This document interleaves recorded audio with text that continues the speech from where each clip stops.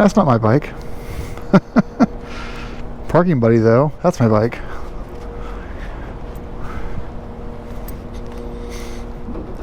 Oh yeah. Oh, it feels so good. Be back in the saddle.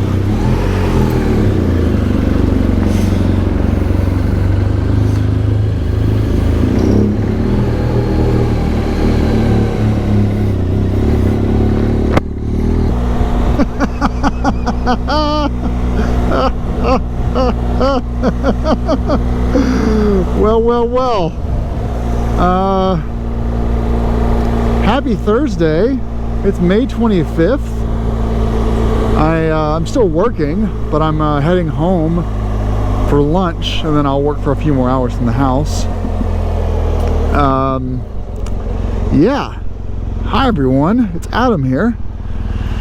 And it has been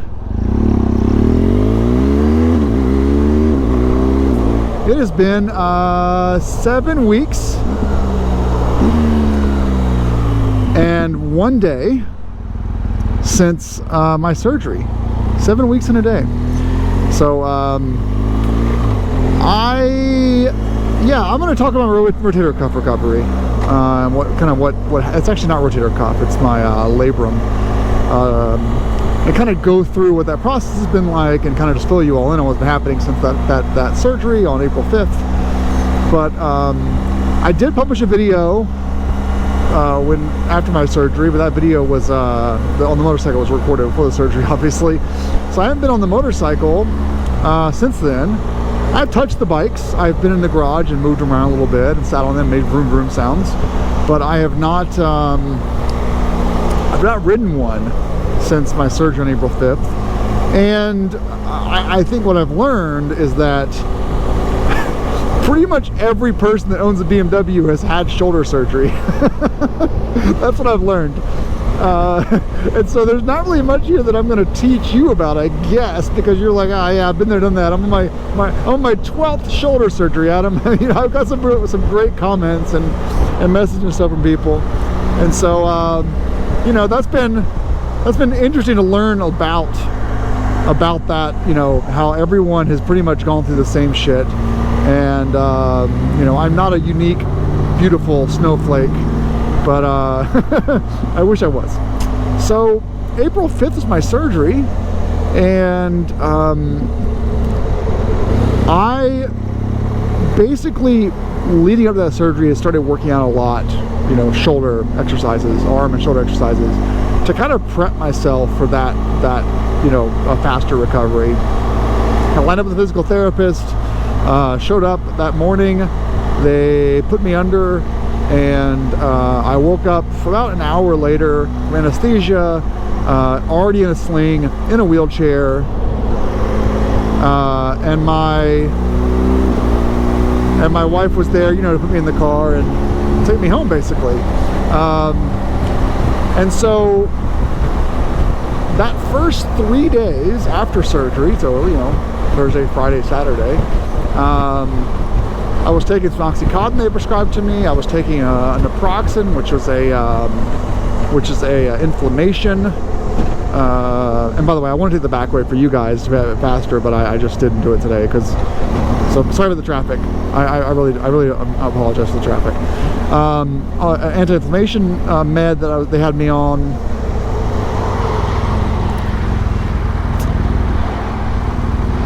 And took that through Saturday, the painkiller. I took it approximately for 2 weeks, just that through Saturday. And it was, you know, I found pretty quickly that they had told me they put a nerve blocker in my arm that would last about 2 days. It lasted about 12 hours. And so by that first night, I was already taking the opiate-based medications, which, you know, that sucks. But I only took it for 3 days, threw the rest of them out. So, you know, not too bad for the recovery phase. I was in a sling. I would pretty much say, like, from, you know, Wednesday to Monday, I didn't do anything. I did nothing. I think, you know, first bathroom break on like Sunday went well. First shower was on Monday.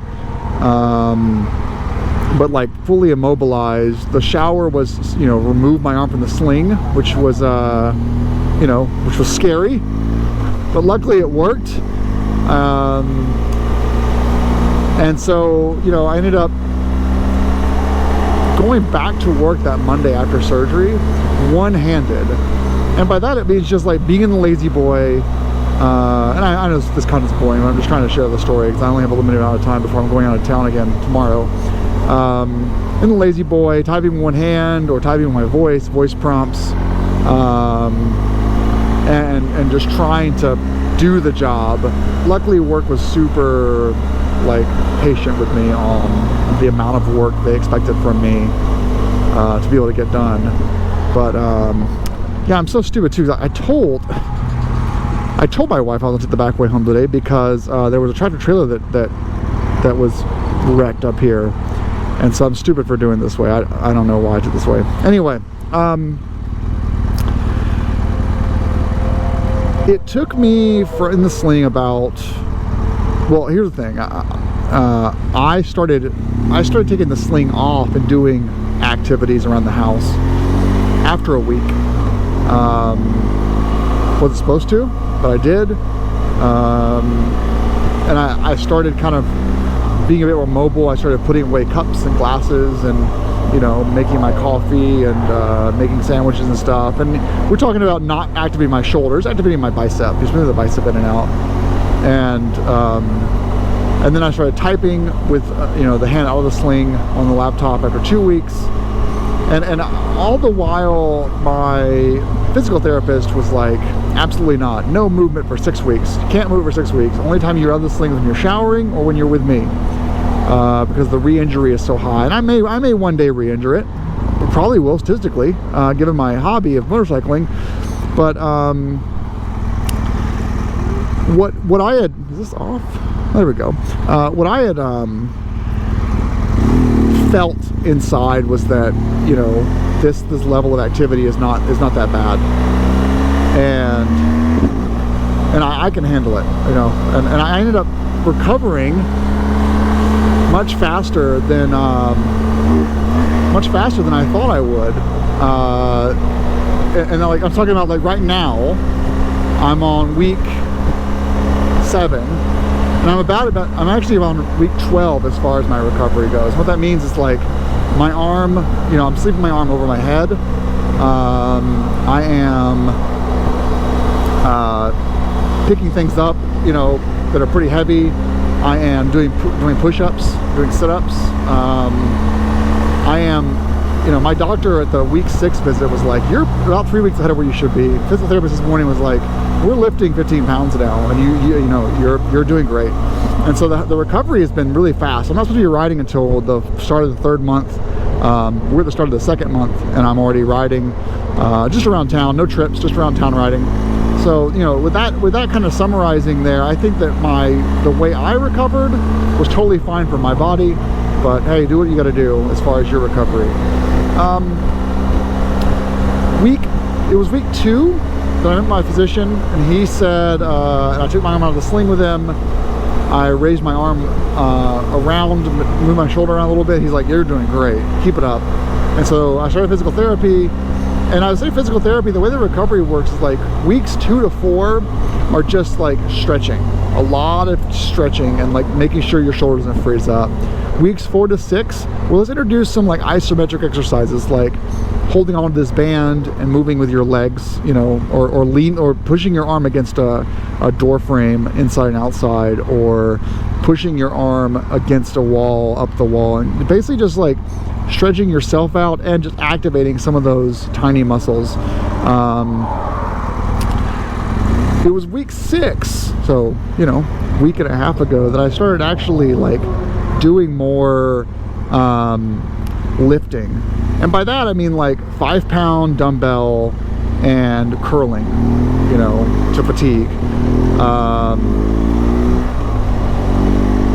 5-pound dumbbell and doing like rows, small rows, leaned over a bench, and trying to get my external rotation, which is this in and out motion, get the in and out motion fully fleshed out.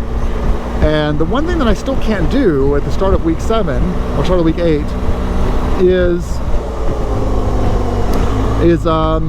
I can't put my belt on without any pain at all, and I also can't put a jacket on the way I want to without any pain at all, or take this jacket off. I don't say pain, but it's like my shoulder doesn't. I don't want to bend back behind me. And I spoke to my doctor about that on the week 6 checkup last week, and she had said to me, "Yeah, that's the last thing you're going to get back.